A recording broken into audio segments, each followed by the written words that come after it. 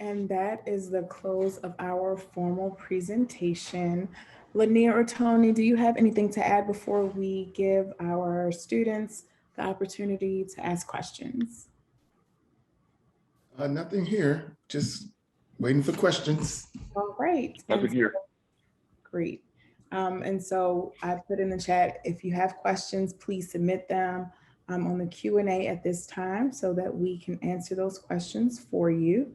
I did receive some questions in advance via email, so I will go to those while you all think of the questions that you have right now. And the first question is, can I start the program at any time? Are all courses offered at every semester? Well, no, all courses are not offered in every semester. You have a 5-year period to complete the degree. And within that period of time, you will have plenty of opportunities to take all the courses you need. Now, there are some courses that are offered every semester because of how important they are, and those are the foundational courses. So those courses will be offered spring, summer, and fall semester. And so you definitely want to start with those. Also, if you have any prerequisite requirements, those courses are offered every semester as well.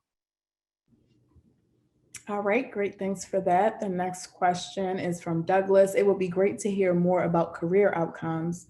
Personally, I'd love to hear if JHU graduates often land software engineering roles at large tech companies like Google, Facebook, Apple, etc. Lanier, I'll let you answer that one.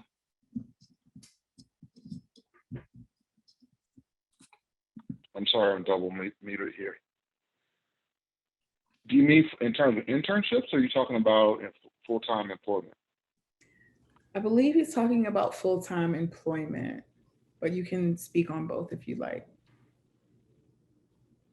Yeah, I know that students in some of the classes that I teach for the full-time program, they go on to places like this, and that's mainly because they don't have jobs. They're full-time students.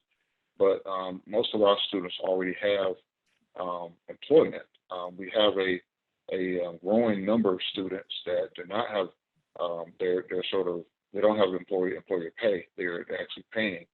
And so I'm developing an internship process that can help these students get internships, or if they're looking to sort of change career. But the majority of students that we have currently are employer pay, so they already have jobs. All right, great. Thank you for that, Lanier. The next question. I live on the other side of the country and travel will be difficult. Can you speak more to the Capstone lab requirement that has to be done in Maryland? So that Capstone project is an option. And we, because of COVID and other enhancements to the program, so that students such as yourself do not have to travel back to Maryland. We have other paths available with independent study and a capstone option that does not have to be done in Maryland. So you would be okay with that. Great, thanks for that. The next question, I do not have the GPA requirement, but have experience of 8 years full-time in the IT networking, routing, and security. Does that allow me to proceed with applying? So a lot of that is going to be dependent on how far your GPA is from the 3.0. If you're in the 2.85 area, 2.87, we could certainly take a look. The best thing that you could do to ensure that you have the best opportunity to be admitted is to look at the prerequisites and see if you, first of all, have all the prerequisites. If you don't, this is an opportunity for you to go and take some of those prerequisites before you apply, so that we can see other academic potential that you've displayed in other courses that are post your undergraduate GPA. Because what you want us to be able to do is, what we need to be able to do is assess your academic potential, outstanding from your GPA. So if you have other courses you've taken and you've done well in those courses, that will bode well for you in determining whether or not you'd be able to get admitted. So that would be my recommendation. Especially if you're outside of a 285 or 287, you definitely want to give us something else to look at other than your GPA. And experience is one of those things. It's very good. Great, thank you for that. The next question. I have years of experience in software development, but want to teach computer science at the community college level in the next few years, which requires a master's degree. Would this degree qualify me for that? Lanier, I'll let you answer that one. Yeah, absolutely. As I mentioned before, some students in the full-time program who don't currently have employment, they go on to do a lot of different things, you know, industry, Silicon Valley, some go on to higher ed, you know, and get a PhD. So this degree would definitely, you know, put you on that track. We will give students opportunities to engage in research. As Tony mentioned, there's a capstone course that you can take. Also, there are several classes. We have a research track, and these courses are geared toward research, and they'll give you an opportunity to sort of, you know, write, publish papers, get more involved in very current and cutting edge type of computer science topics. So to answer your question, yes. All right, great. Thank you for that, Lanier. The next question is, when is the deadline to apply to the master's program? So applications are accepted all year around. Our admissions team suggests that to apply and be admitted to the semester that you wish, that you apply at least 3 weeks before the beginning of the semester with all of your documents, so that your application can be reviewed and so that they can submit a decision. The first day of classes for the fall is August 30th. So that you can apply at any time, but you would not be able to successfully register, probably most likely register for all the courses that you would need to start. But the next spring 2022 starts January 24th. Registration opens October 28th. So again, apply at any time. There's no application fee, so you have nothing to lose. The next question from Douglas: is it permitted to pause your studies for a semester or two if life gets in the way? Yes, we would. So first of all, there's two parts to this answer. So the first part is, if you are fully admitted into the program, you know you have a 5-year window. So what you want to do in that case is you definitely want to apply for a leave of absence, because then that would help in terms of you being able to request an extension at the tail end if you somehow don't make it to that, you know, if you're reaching that 5-year point. So if you're going to be going more than 2 semesters, I request that you definitely get an official leave of absence from the registrar to note that and make sure that that is in your file. Now, if you are working on your prerequisites and you are provisionally admitted, there is no time requirement for provisional admittance, meaning that as soon as you finish all of your provisional courses, that's when you'll be fully admitted into the course. What that means, though, is that, so if you take, you know, 2 or 3 semesters off, what could happen is your file could go into an inactive status. So what you want to do is you want to let your advisor know that you're not going to be, you know, that you're going to be taking a year off or 2 semesters off or whatever, so that they can note that in your file. It's not as official as a leave of absence because there isn't that time requirement, but we want to make sure we don't make your file inactive because your advisor hasn't heard from you in a couple semesters. So the best thing to do is to keep your advisor notified of your plans and what's going on in your life.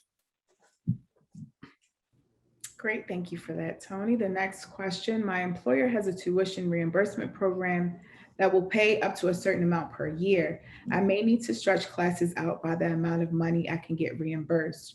What are the ballpark costs to nearest $1,000 per semester, and what do you recommend in this case? So I can talk a little bit about admissions and aid.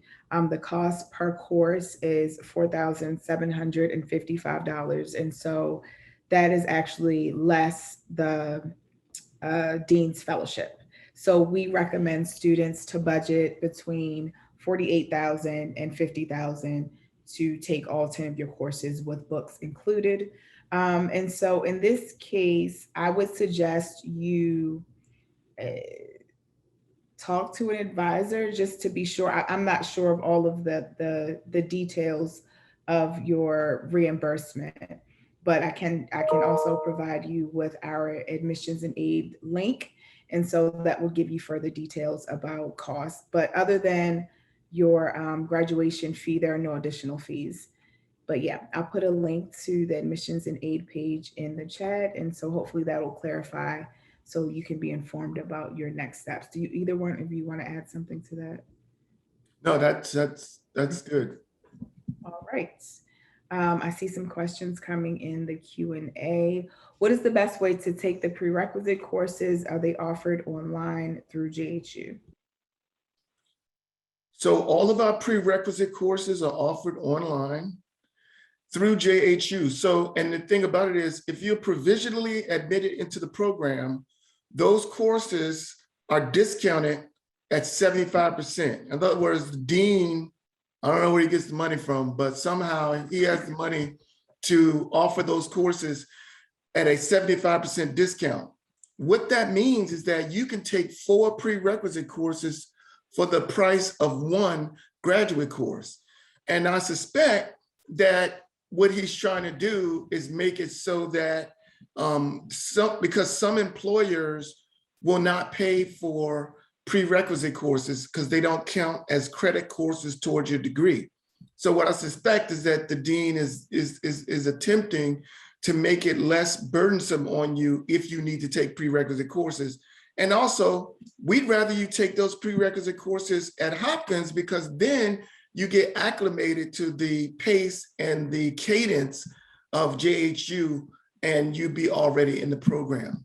As a provisional student, I might add, you have access to all the resources that a fully admitted student has access to. That's the digital libraries. That is all the resources. You're gonna get your JED ID. You're gonna get all the software, all of those things. You get access to all of those as well. So there are some benefits to taking your prerequisites with Hopkins. Great, thank you for that, Tony. I don't see any additional questions in the Q&A right now. Take this opportunity though to submit them so that we can answer them for you. Let's see, I will go back to the email. Let me comment a little bit about the prerequisites. You are allowed to take prerequisites in your local university. If you're, wherever you are at your community college. What you want to make sure though is that before you take those prerequisites, you need to run it by me so I can look at them and make sure that they'll be counted towards your prerequisites. So you don't want to go and take, here's a good one. We require a 4 semester hour calculus sequence, meaning that, if you're taking Calc 1, it's not the 3 semester hour, not the business calculus. You need to take the engineering calculus, which is 4 semester hours. So if you just go to the local college or whatever, and you just take, a calculus course, and it turns out that it's like a business calculus or an applied calculus or something like that, and it's only 3 semester hours, that course won't count towards your prerequisite. And that's a hard one to deal with, right? Because especially if you just paid for the course. So you want to definitely check with us first if you're going to go that option.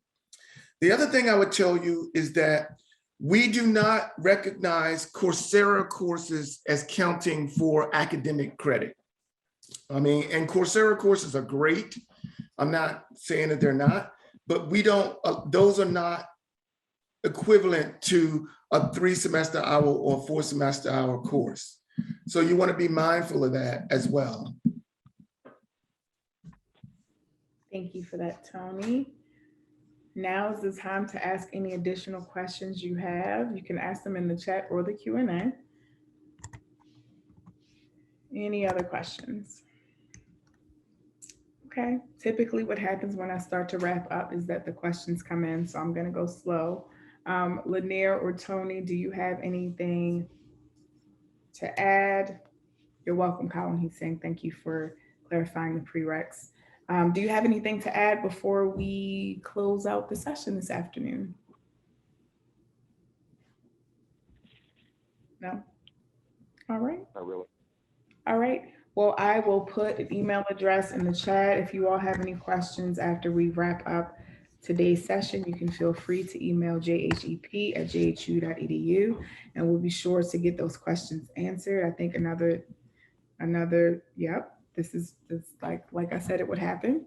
You mentioned that this is from Douglas. You mentioned that the full-time students feed into big tech companies while part-time online students generally already have jobs. I'm trying to understand, if I complete the online program full-time, should I expect to have similar career outcomes as the full-time on-site students? Well, yes, great question. Allow me to clarify. I'm sorry, I don't think I did a good job last time.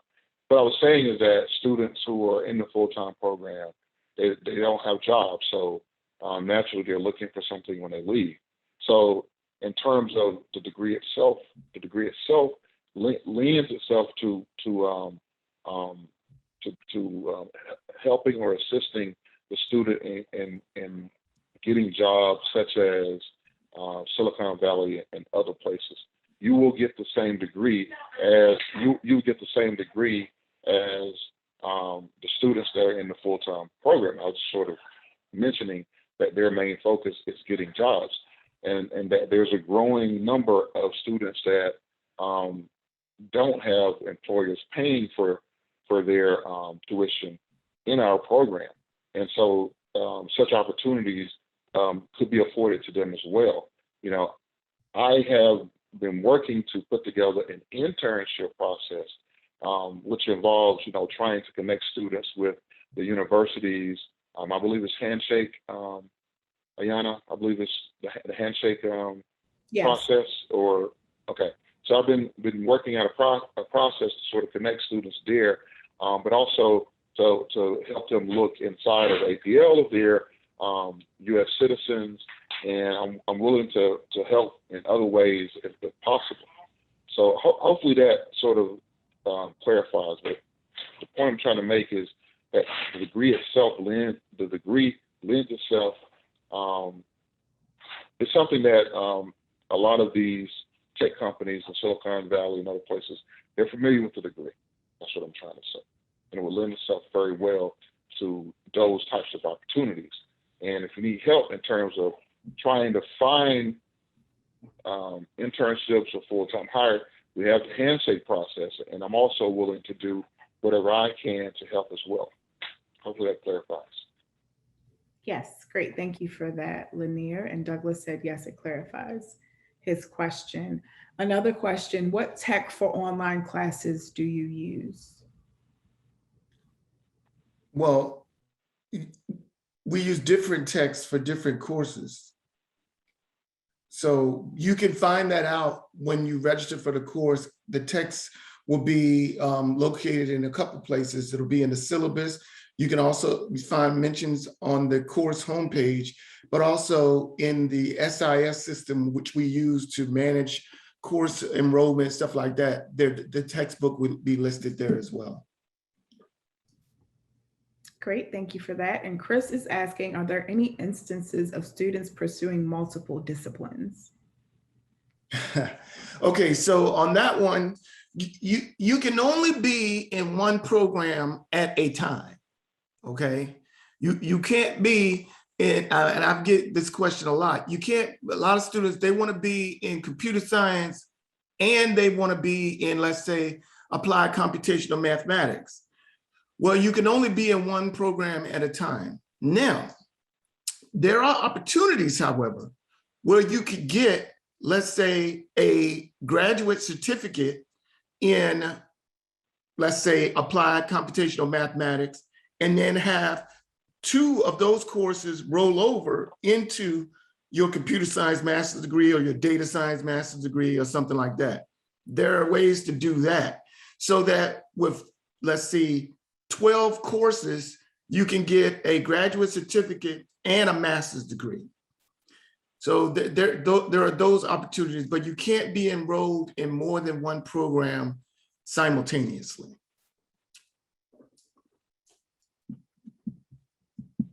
Great, Chris. I'm glad that answers your question. I do not see any additional, oh, yes, I do. My earlier, technology, okay. The earlier question about what text, he was saying technology, what's the online course platform that we use for courses? So we have a learning management system that we use called Blackboard. And we are actually in the process, as a matter of fact, I'm on the review team. We're reviewing some other learning management systems like Canvas, and there are a couple others. So, but right now we're using Blackboard. Now, with that being said, some instructors, they have their own GitLab servers set up. There are other ways that your particular class may use technology. We do have available to all students MS Teams, and MS Teams is a decent platform for collaboration. Some students use it for their discussion platforms. I mean, some instructors use it for their discussion platform. So there is a lot of flexibility in the technology. You can use your Mac, I use a Mac, or your PC. So there is no limitations there, except for maybe like if you're doing one of the courses where it's like, if the course is like Windows or something like that, then there might be some issues. You may need an emulator or something, but I don't think that there are any issues with Mac or PC. Is that correct, Lanier? Yes. Yeah.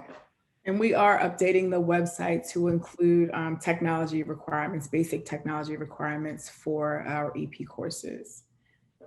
So we will update that and send that out to you all when it's posted. The next question, does online lecture delivery bring the same level of experience as a physical mode of study? I mean, the instructor is what's bringing the experience, but the format certainly brings a different outcome. If you're in person, you could stop the instructor and have an interaction about something that they're talking about. You can also do that virtual live, but although it's not as easy because you've got, 19 other students also virtual live. So, I mean, that's the nuance. What do you think, Lanier, about that? Yeah, I was sitting here thinking about, to your point earlier, you have an opportunity to be able to stop videos. I mean, you really can't do that in person. I mean, you could, but, when I'm teaching in-person class, if you stop me, I'll probably lose my train of thought and that poses a problem. But, in terms of being able to take the class online asynchronously, you have the video in front of you. You can sort of stop, you can start, restart it, whenever you want to. So you can take a break, run to the restroom or something of that nature. The instructor's available in terms of office hours. And, some instructors like myself, I even make my cell phone available in terms of allowing students to sort of send me a text, ask for maybe an ad hoc meeting or something of that nature. It really sort of depends on how flexible the instructor, how flexible the instructor is. Also, there are opportunities to sort of engage in discussions. There are discussion areas, with sort of interesting points taken from the lecture that, are meant to sort of spark organic questions and discussion among students. And then sometimes the instructor will get involved, clarify a point, things of that nature. So I think, both modes have their own sort of nuances. But when you're doing something, when you're taking a class online, especially asynchronously, you have an opportunity to be able to stop the video and sort of, ponder the point that's being made, restart it when, at your leisure, things of that nature. And that's something that's not afforded in class. It's not well, it doesn't lend itself that well for in-class discussion. Hopefully it helps. Yeah. Great. Thank you. The next question from Douglas. If an online student is taking the program full-time without sponsorship, does JHU offer health insurance? No, so I can answer that question. So health insurance is only offered to our fully funded full-time students. And so because EP is set up to be part-time and online, even if you take full-time classes, you're still considered a part-time and online student. And it's also not funded by Hopkins. And so that would be the difference in health insurance. Only our full-time doctorate students are offered. I'm sorry, I don't know if master students are offered. No, because it's not funded. Only our full-time PhD students are offered health insurance with their packages. Hope that answers your question. But we do have disability services, and if you need special accommodations, those things are offered, of course, at no cost. And that information is also on the website, and I'll put a link as well in the chat. Are there any additional questions this afternoon, evening, depending on where you are, before we sign off this session? All right, I don't see anything else. Lanier, Tony, if you don't have anything else, then we'll wrap this session up. We will be posting an archive of the production on the YouTube page in the next couple of weeks. And so you'll get a notification when it's posted, and also the Q&A will be something else that you'll be able to access after the fact. Again, email jhep@jhu.edu if you have any questions that come up after we close the session. Thank you all for joining us. Thank you both, Lanier and Tony, for answering the questions this afternoon. And we look forward to seeing you all in our virtual classrooms. Enjoy the rest of your week.